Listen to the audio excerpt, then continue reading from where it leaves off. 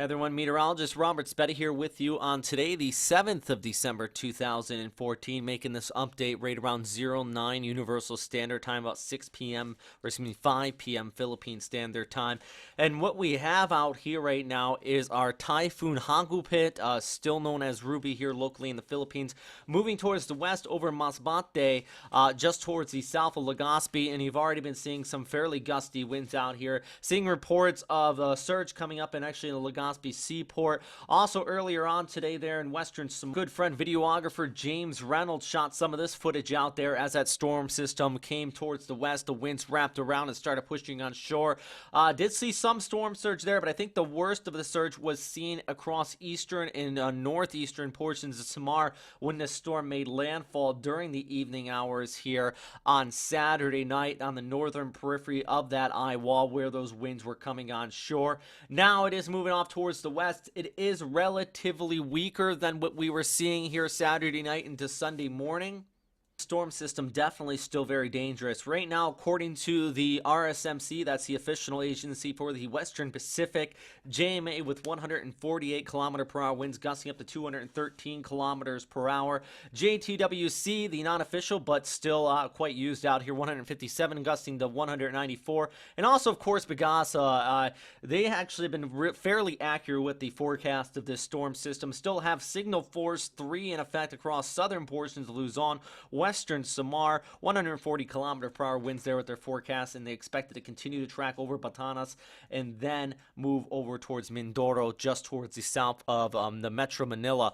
Now, what I do want to note, though, is we still have this cone of air. Yes, the models have become in a little bit more of agreement, but even far away from that center, you still could be looking at that threat of some damaging weather. Actually, in Iloilo, that's where we did see at least 2 reports of deaths, and that was away from the center of circulation. Both of them, actually, believe it or not, were due to hypothermia. A 65-year-old man and a 1-year-old boy both died in evacuation centers as well. So it goes to show there are multiple of factors, and we haven't seen any other reports, and hopefully everybody did get out of the way, but still the main threat here is these strong winds. Also, the heavy rainfall. This is still going to be dumping in some areas upwards 500 millimeters of total precipitation. That's on top of what we've already seen in some areas out here, so definitely rainfall is still a very dangerous factor. I know that all the schools in Metro Manila closed for Monday, and good reason out here. This storm system, even though it is going to be tracking down towards the south, we are still going to be looking at some gale force winds across the metro area. That's enough to cause any light debris to really be tossed around, and that's going to be one of the key factors with this. Yes, it is moving over some of the islands towards the south, but the NCR, you're still going to be seeing winds high enough to blow things. Also, you're looking at heavy rain out here, so there is that threat of flooding. It's just not a good day on Monday to be heading out for any reason, and definitely not for children or students to be heading out either. We're still even looking at the threat of storm surge in parts of Manila Bay, especially off here towards the west and southwestern portions of the bay, including areas across much of Cavite, because as this storm system does push through, it's going to pull that water in out from the east. So this storm system still not over by any means, guys. It is going to continue to track off in towards the west, bring all of that rough weather with it. At least by Tuesday night into Wednesday, we're going to seeing some improving conditions.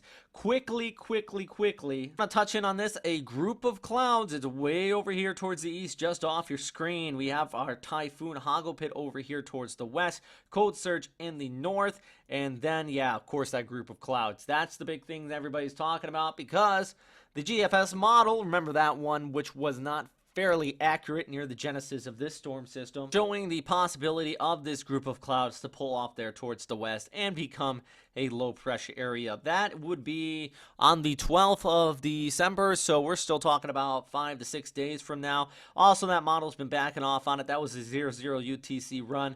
This was the 18 UTC run, so you can see that load's a little bit weaker. Honestly, I'm looking at the satellite imagery right now, guys, and there's not a lot there. We only have one model showing a weak low. I would not panic about this just yet. Let's watch it, and I'm not just saying that because we still have, of course, the very serious storm system over here, but because, I mean, look at this. It is not organized at all. There's just nothing really indicating to me right now this is going to form into anything significant, but of course, we're keeping our eyes peeled. All right, guys, thanks for watching. With these days of getting me news and weather information via social media and plenty of outlets, you have a lot of places to get your information. And definitely happy that you did stop in here with WesternPacificWeather.com throughout the duration of this event and the ongoing duration of this event. We're going to have another update from meteorologist Mike Adcock in a little bit as well here on Sunday evening. Plus, I'll be giving an update likely on Monday morning or at least going to the afternoon hours. Plenty of new stuff coming in on the website and not to mention on our Facebook and Twitter page. Stay safe out there, guys, and thanks for watching.